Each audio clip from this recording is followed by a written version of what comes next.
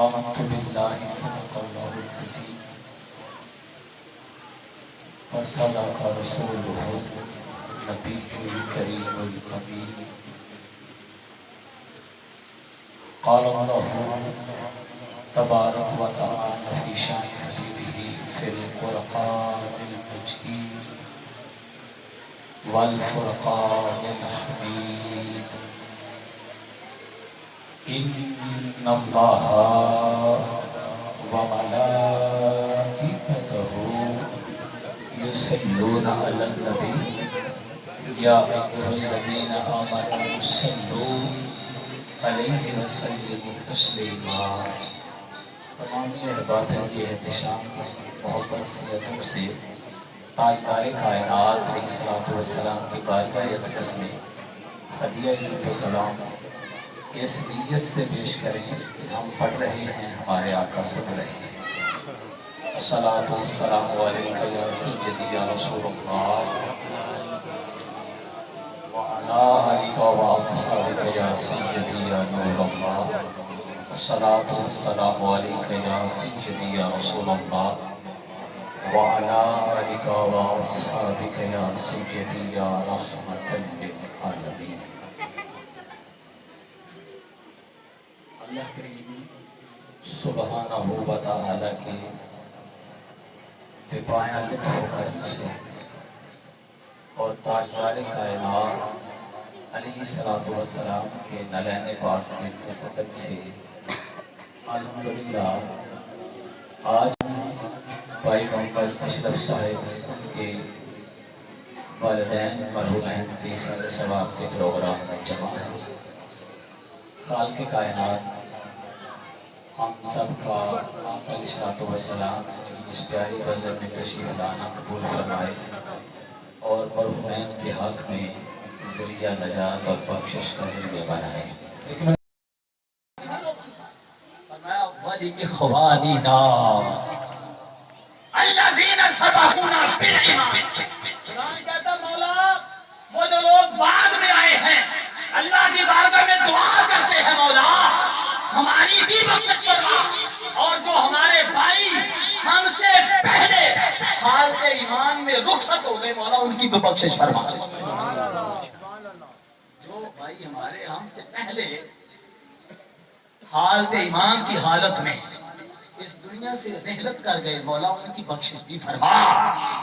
اگر میں بات کو سادہ کروں تو مطلب یہ بن رہا ہے لوگوں اپنی بخشش کی دعا مانگنا اور اپنی بخشش کی ہی نہیں اپنے مرحومین کی دعا بخشش کی کرنا، یہ تو قرآن سے ثابت ہے۔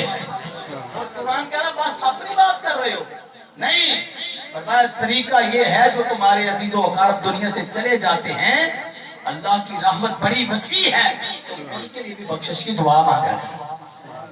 یہ قرآن کہتا ہے کہ اپنے لیے اور اپنے بھائیوں کے لیے بخشش کی دعا مانگنا جائز ہے۔ دوسری دلیل سورہ ابراہیم ہے۔ میری ایک بات بھی جو نا یا قرآن اور یہ سے باہر میں سمجھ آ سننا سمجھنا اللہ پاک آپ کو توفیق دے کہ آپ کو بات سمجھ آ جائے۔ دوسری دلیل سورہ ابراہیم اور وہ آیت کریمہ ہے کہ جو آپ نماز میں بھی پڑھتے ہیں تو شہد میں جب جاتے ہیں تو رب جعلنی پڑھتے ہیں، اس میں ربنا اغفر لی وَلِوَالِدَيَّ وَلِلْمُؤْمِنِينَ يَوْمَ يَقُومُ الْحِسَابُ۔ فرمایا مولا میری بخشش فرما، ربنا اغفر لی وَلِوَالِدَيَّ میرے والدین کی بخشش فرما۔ والدین تک ہی قرآن نہیں رہا، ربنا اغفر لی وَلِوَالِدَيَّ وَلِلْمُؤْمِنِينَ يَوْمَ يَقُومُ الْحِسَابُ۔ مولا قیامت کے دن تک آنے والے جتنے بھی صاحب ایمان لوگ ہیں ان سب کی بخشش فرما۔ ابھی تو کچھ لوگ عالم ارواح میں بھی ہیں، ابھی دنیا میں آئے نہیں ہیں، قیامت تک لوگوں نے آنا ہے، اور بہت سارے ہیں جو دنیا سے چلے گئے۔ قرآن کہتا ہے کہ وہ جو عالم ارواح میں ہیں ابھی آئے نہیں ہیں ان کے لیے بھی دعا مانگی جا سکتی ہے، اور جو آگے چلے گئے ان دعائیں مغفرت کی جا سکتی ہے۔ اگر اس کا کوئی معنی اور مطلب نہ ہو تو پھر اس کو قرآن میں بھی نہ رکھا جاتا اور نماز کے اندر بھی رکھا نہ جاتا۔ دو دلیلیں قرآن سے ہوئی۔ اب تیسری دلیل سورہ کہف آیت نمبر 82۔ اب ثابت یہ کرنا ہے کہ کسی بندے کے عمل نیک کا فائدہ دوسرے کو پہنچتا ہے کہ نہیں پہنچتا۔ یہ ہم بات کلیئر کر چکے ہیں کہ دعائے مغفرت کی جا سکتی ہے، اپنے لیے بھی اور اپنے مرحومین کے لیے بھی۔ اب ثابت یہ کرنا ہے کہ کیا کوئی بندہ اپنے نیک عمل کا اجر کسی دوسرے کو دے سکتا ہے، اس کو فائدہ پہنچتا ہے کہ نہیں پہنچتا؟ اچھا، سورہ کہف آیت نمبر 82 ہے۔ حضرت خضر علیہ السلام اور موسیٰ علیہ السلام کی جب ملاقات ہوئی تھی، قرآن کے اندر واقعہ موجود ہے، تو آپ نہ ایک بستی سے گزر رہے ہیں، اور جب اس بستی میں پہنچے تو آپ نے کھانے کی حاجت کو محسوس کیا، تو وہ جو وہاں کے باشندے تھے ان سے کہا کہ ہماری میزبانی کرو، تو انہوں نے میزبانی کرنے سے انکار کر دیا۔ اب وہاں ایک دیوار تھی، وہ دیوار گری نہیں تھی بلکہ گرنا چاہتی تھی، ابھی گرنے والی تھی۔ تو حضرت خضر علیہ السلام نے نا، کیونکہ ولی کامل تھے، انہوں نے اشارہ کیا اور ولی کامل کے اشارے سے دیوار سیدھی ہو گئی۔ اب حضرت موسیٰ علیہ السلام نے کہا کہ حضرت اگر آپ چاہتے تو اس دیوار کی اجرت اور مزدوری کے طور پہ ان سے کھانا لے لیتے۔ آپ نے کہا کہ اصل بات یہ ہے کہ یہ جو دیوار ہے یہ دو یتیم بچوں کی دیوار ہے جو اس شہر میں رہتے ہیں، اور فرمایا کہ اس دیوار کے نیچے ان کے لیے خزانہ مدفون ہے، یہ ابھی چھوٹے ہیں۔ ان کا باپ جو تھا وما کان ابوہما صالحا، فرمایا کہ ان کا جو باپ تھا وہ نیک آدمی تھا۔ اللہ کی رحمت نے یہ چاہا کہ جب یہ جوان ہو جائیں تو اس نیک باپ کی نیکی کی وجہ سے ان کا جو مال ہے بچا رہے، اور جب یہ جوانی کو پہنچے ان کو مل جائے۔ سبحان اللہ۔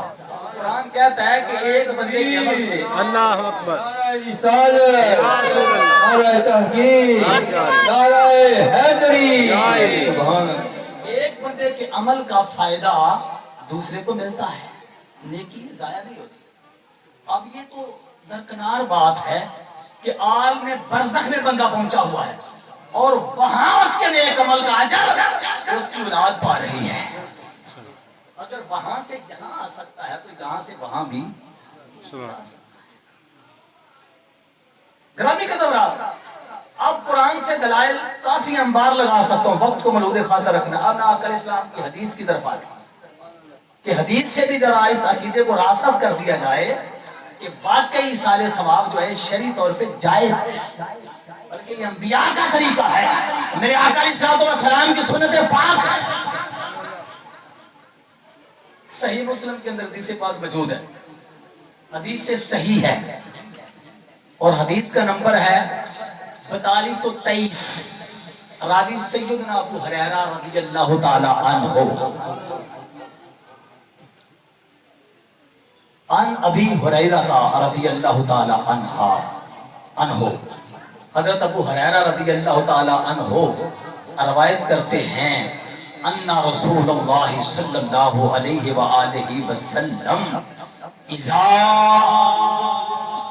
مات الانسان انقطع عنہ عملہ، فرمایا کہ جب انسان فوت ہو جاتا ہے تو اس کے عمل کا سلسلہ منقطع ہو جاتا ہے، نہ وہ نیکی کر سکتا ہے نہ وہ برائی کر سکتا ہے۔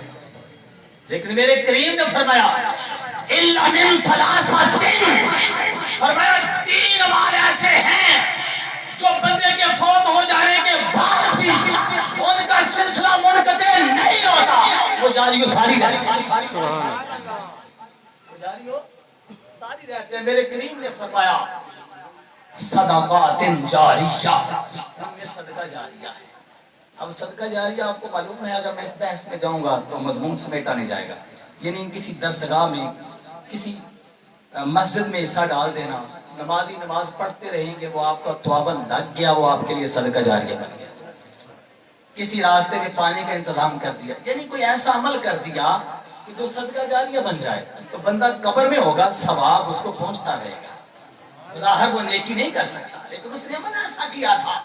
میرے آقا نے فرمایا اس کے اس عمل خیر کا ثواب اس کے مر جانے کے بعد بھی اس کو قبر میں پہنچتا رہے گا.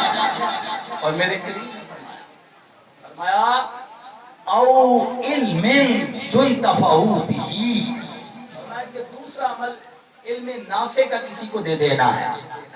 یعنی کوئی ایسا علم دے دیا جس سے لوگ فائدہ اٹھائیں. تو وہ قرآن کا علم ہے، کوئی شریعت کا علم ہے، تو ایسا علم کو علم نافع ہو جس سے دوسروں کو فائدہ پہنچے. میرے آقا نے فرمایا کہ بندہ قبر میں ہوگا، لیکن اس علم کو دینے کی وجہ سے اس کی قبر میں ثواب جمع ہوتا رہے گا اس کے نام اعمال میں. پھر میرے کریم نے فرمایا، اور میں کہ تیسرا عمل جو ہے او ولد صالح، فرمایا کہ نیک صالح اولاد چھوڑ گیا تھا، فرمایا یدعو لہ، وہ اس کے لیے دعا کرتی رہے گی، استغفار کرتی رہے گی، اور خالق کائنات اس کی اولاد کے ذکر کی وجہ سے، دعائے مغفرت کی وجہ سے اس کے نامہ اعمال میں ثواب کو جمع کرتا رہے گا.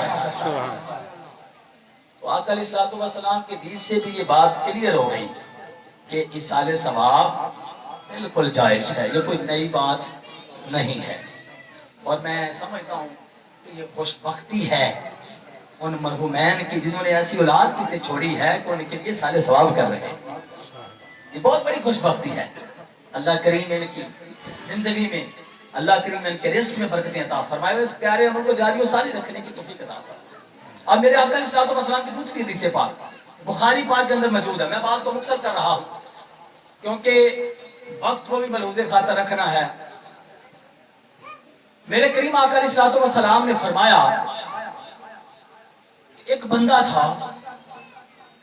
اللہ پاک نے نہ اس کا ایک درجہ بلند فرمایا. جنت میں وہ پہلے ہی تھا، جنت میں قبر اس کی جنت پہلے بنی ہوئی تھی. اب جب ایک درجہ بلند ہوا، بخاری کی حدیث پاک ہے، تو اس نے عرض کی مولا میں نے تو یہ نیکی کوئی کی نہیں ہے، تو مولا میرا درجہ کیسے بلند ہوا ہے؟ خالق کائنات نے فرمایا میرے بندے ہمیں معلوم ہے کہ تو نے یہ نیکی نہیں کی، لیکن وہ اولاد جو تو اپنے پیچھے چھوڑ کے آیا تھا، جن کی تربیت تو نے بہترین انداز میں کی تھی، وہ تیرے لیے دعا استغفار کر رہی ہے، اس کی وجہ سے تیرے درجات میں بلندی ہو رہی ہے. وہ تیرے لیے استغفار کر رہی ہے، اور اس وجہ سے خالق کائنات نے تیرے درجے کو بلند کر دیا ہے. اور ایک اور حدیث پاک ہے، ایک آدمی تھا، اس کی قبر کے پاس سے پیغمبر کا گزر ہوا. جب گزر ہوا دیکھا کہ اس کو آتش جہنم جو ہے اس کا عذاب مل رہا ہے. اب کافی دنوں کے بعد پیغمبر پاک پھر گزرے تو حالات بدل چکے تھے. اب وہ قبر جو جہنم کا گڑھا تھی وہ جنت کا گہوارہ بن چکی تھی.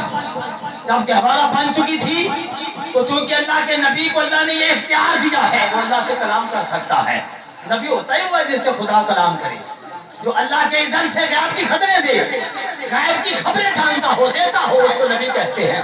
فرمایا مولا عرض کی مولا جب میں نے پہلے دیکھا تھا حالات اور تھے، آج اور ہیں، بات کیا ہے؟ فرمایا کیا میرے پیغمبر اس بندے نے جب دنیا سے پردہ کیا تھا تو اس کا چھوٹا سا بچہ تھا جو پیچھے چھوڑ آیا تھا. اب تھوڑا سا بڑا ہوا، اس کی والدہ نے اسے پکڑا اور قاری صاحب کے پاس لے گئی. قاری صاحب نے کہا بیٹا قرآن پاک پڑھو بسم اللہ الرحمن الرحیم.